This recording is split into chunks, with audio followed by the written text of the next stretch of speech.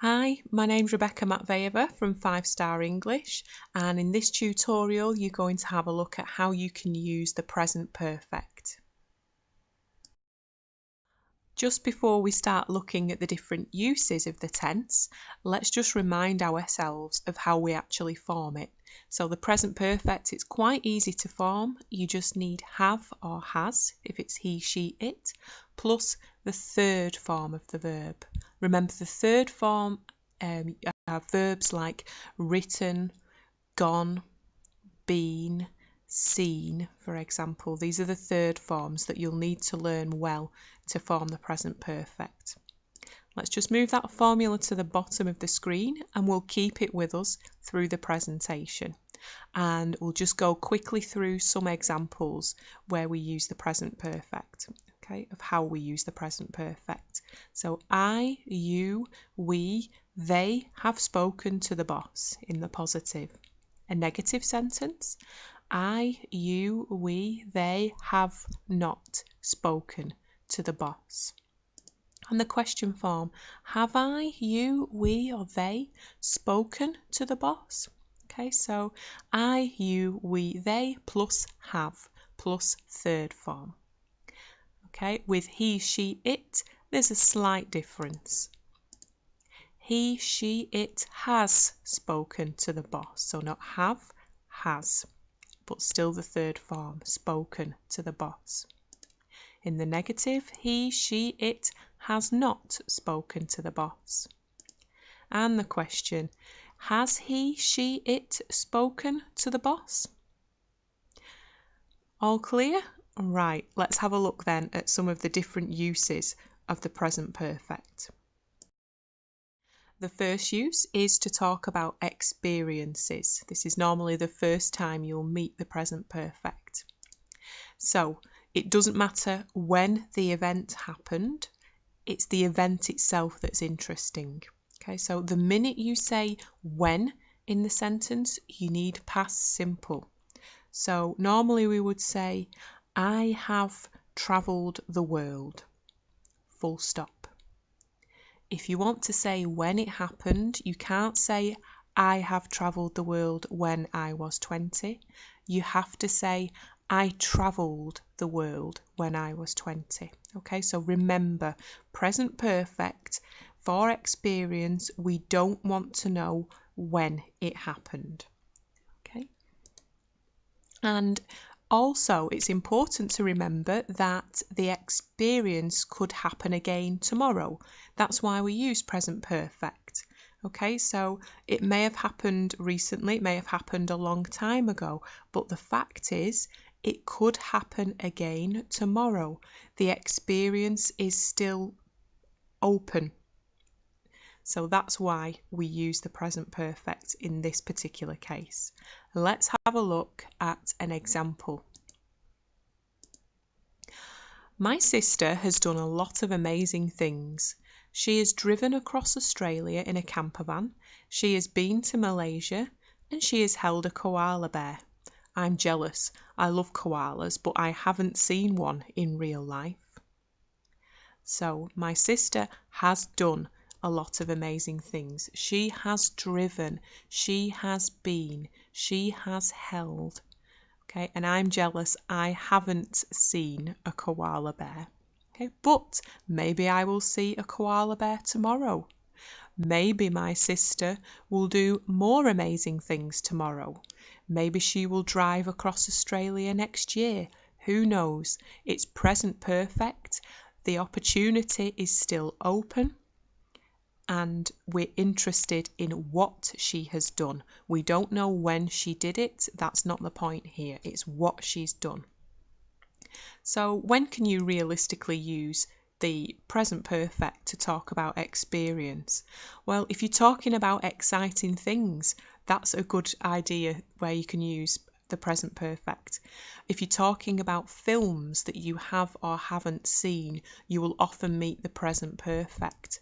Okay, and if you're talking about countries in the same way, places you have or haven't visited, places you have or haven't been, we'll talk about that in the present perfect because maybe you will experience it tomorrow. Okay, and if you want to say the number of times you've done something, so once, never, 3 times, you'll use the present perfect. Okay, so I have read that book many times. I have seen that film once. Okay, for example. So that's present perfect to talk about experiences. The next use of present perfect is with for and since when the action still continues. So remember that for is used with durations, so for 2 years, for a few weeks, for a long time, whereas since is used with a period or point in time, so since 1999, since school, since I was a child, for example. Also remember that if you're going to use the present perfect like this, then you'll probably use it with verbs like to know, to see, to be married. This is because these are state verbs and they're not single actions. Okay, so you use for since when the action still continues with these popular state verbs. Let's have a look at a few examples. My grandparents have been married for 50 years. I have lived in Manchester since 2008. I have known my best friend since I was 18 years old. We live in different cities though, so we haven't seen each other for about 6 months. So you see here, we've been married, have lived, have known, have seen, or haven't seen. These are all state verbs. They are not single actions and they still continue, which is why we have for and since plus the present perfect. Have a look at that first sentence again. My grandparents have been married for 50 years. We know that it still continues because of present perfect. If you hear somebody say, my grandparents were married for 50 years, then you know that the marriage doesn't continue. Perhaps one of the grandparents has died or maybe they're divorced, but just through the tense you can see that there is a difference in meaning. When would you use for and since? Well, typically when you're using state verbs and the action still continues, and you automatically use the present perfect to explain this. Also, the next time you're talking about someone or something that you miss, why not use present perfect? Think about it. Oh, my friend, I haven't seen her for so long. Oh, swimming. I haven't been swimming for about 10 years. I haven't been swimming since I was a child. If you miss somebody or something and you haven't seen them, you haven't done that action for a long time, present perfect in the negative with for or since. The next use is with just, yet and already. Let's remind ourselves where those words appear in a sentence. So just comes after have or has, so after the auxiliary, and it means a moment ago. Yet comes at the end of the sentence, and that means that the action's not happened but probably will in the near future. And already is like just. It comes after have or has, after the auxiliary verb, and it means the action has happened. Let's have a look at some examples. We've just seen our friend on the bus, so just comes after have. I have a new girlfriend. She hasn't met my family yet at the end. Please could you empty the bins? I've already done it. So again, have plus already plus the third form of the verb. And it's quite easy to remember what situations you might use this particular case, just when you're using just, yet and already. The final use of present perfect is to talk about visible results.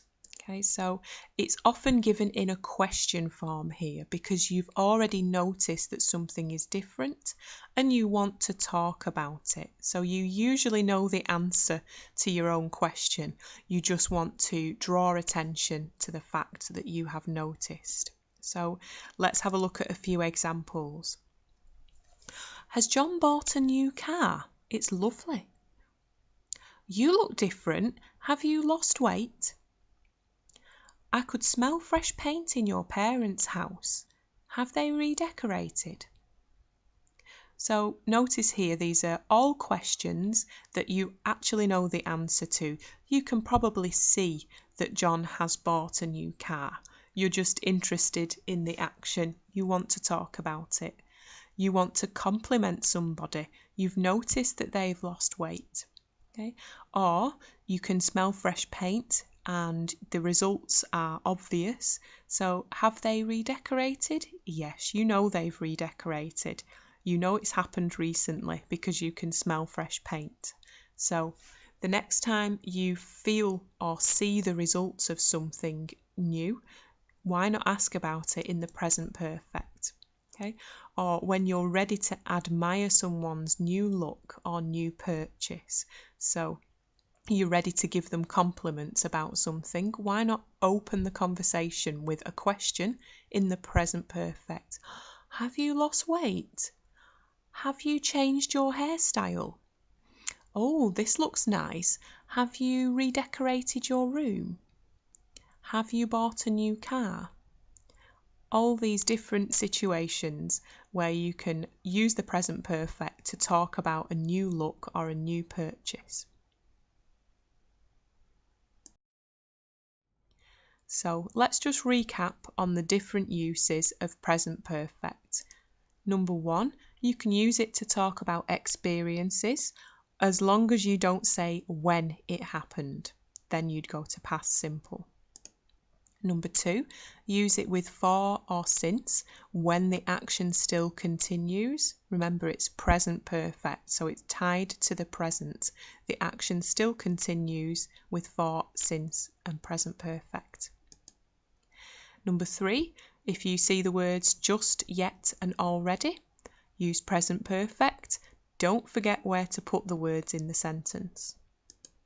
And finally, to talk about visible results, we usually ask a question with the present perfect in this case, when you want to draw attention to something that you have noticed. Thanks very much for joining me for this tutorial. I hope you found it helpful, but as always, if you have any suggestions or questions, please just let me know. You can get hold of me however you would prefer, either by email, through my website, or on Facebook or Vkontakte, wherever you prefer to hang out. Just leave me a message and I'll be able to answer any questions that you've got. Thanks once again, and I wish you all the best with your English studies. Bye!